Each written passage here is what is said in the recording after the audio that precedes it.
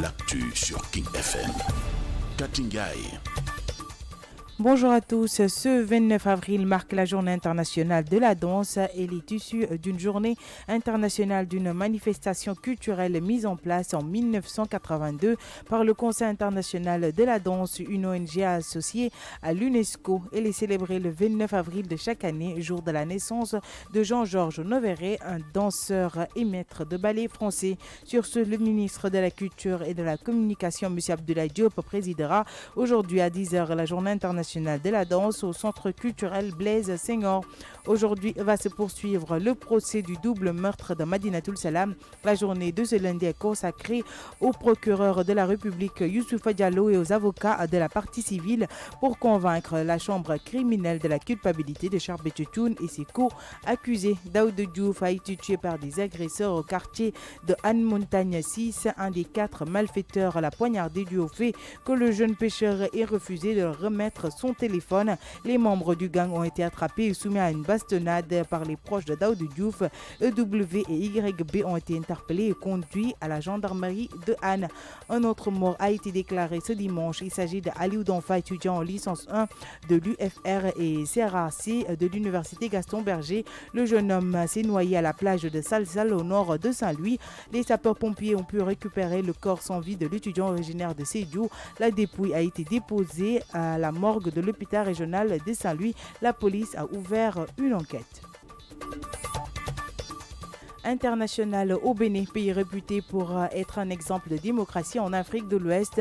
Les électeurs étaient appelés aux urnes dimanche 28 avril pour élire leurs députés lors d'un scrutin historique où l'opposition n'a pas été autorisée à se présenter. Une situation inédite qui s'est ressentie dans les bureaux de vote avec peu d'électeurs aux urnes et des incidents dans le Nord. Sport invaincu depuis le début de la saison. Génération Foot a filé tout droit vers son deuxième titre de champion de Ligue 1 en seulement 3 ans. Génération Foot a battu Mbour Petite Côte 3-0 et devient ainsi championne du Sénégal dessus de la 23e journée de Ligue 1 sénégalaise. Wii Sport. Et pour finir en musique, Gaka Blindé offre encore une fois de plus un nouveau clip à ses fans intitulé Dole Djoubari. Le jeune rappeur, toujours dans la logique de son comeback, n'arrête pas de surprendre son public avec des sons et tests dignes de ses clips qui reflètent ce qu'il a enduré durant son séjour en prison. Voici l'extrait de Dole Djoubari. mucc ñoom ay xale yu judd ak jikko yi rafet daa am lu yàlla naam mucc ñoom tax àdduna bi kenn du wóolu kenn boo gëmul yàlla doo gëm sa bopp boo gisul sa bopp si bopp kenn doo mus a gëstu ni di gis sa bopp ku am gis-gis bu gàtt rek gumba la. Tout de suite la version Wolof.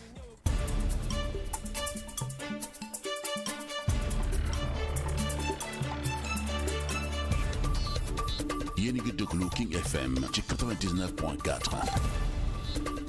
mbokki dal leen nag jàmm ci seen tënkum xibaar dañu koy tàmbali ak journée internationale jëm ci wàllum pecc ni ki ñaar fukki fan ak juróom-ñeent mu daal di sokkee ko ci journée internationale de manifestation culturelle boo xamoon ne mi ngi amoon ci atub 1982 ñu ko taxawaloon nekk conseil international de la danse nekk ONG goo xamante ne daal di dafa lëkkaloo ak UNESCO ni ki ñaar fukki fan ak juróom-ñeent ci weeru avril bu at bu nekk nag la ñu koy daal di féete muy tombeek juddu kii di Jean-Georges Noveret nekk feccikat ak maître de ballet français. Ci loolee nag ministre de la culture et de la communication monsieur Abdoulaye Diop dina daal di amal benn cérémonie tey ji fële ca centre culturel Blaise Senghor ni ki fukki waxtu ci suba buñ ca jógee rek ñu waxtaanee wàllum procès wu double meurtre foofu la ca Madinatoul Salam. Tey ji leen nag dañu daal di jël nag journée bi daal di koy jagleel kii di procureur de la République Youssoufa Diallo ak avocat wu partie civile bi ngir ñu daal di mën a convaincre chambre criminelle ni ki Charbet Tchoun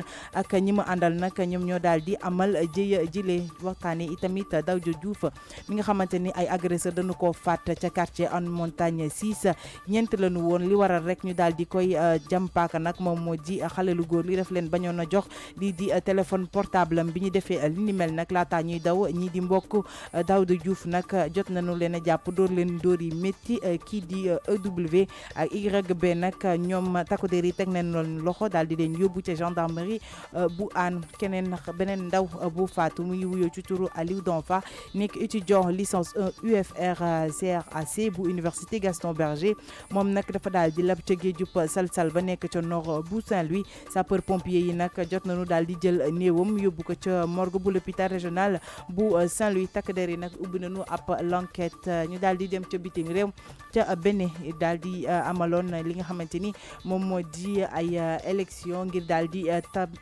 fal seen député ni ki dibeer ñaar fukki fan ak juróom-ñetti ci weeru avril bile foofee ca beneen nag li tax nit ñi gënoon koo naw moom moo di exemple démocratie fii ci Afrique de l'Ouest waaye bile yoon nag demeewul ni mel ndaxte dañu daal di tere ñii di kujje gi nag ñu daal di présenté wu ca élection yooyu le loolee tax nag ba bureau de vote ya daal di vide bu baax a baax nit ñi ñëw ñu voté benn yoon.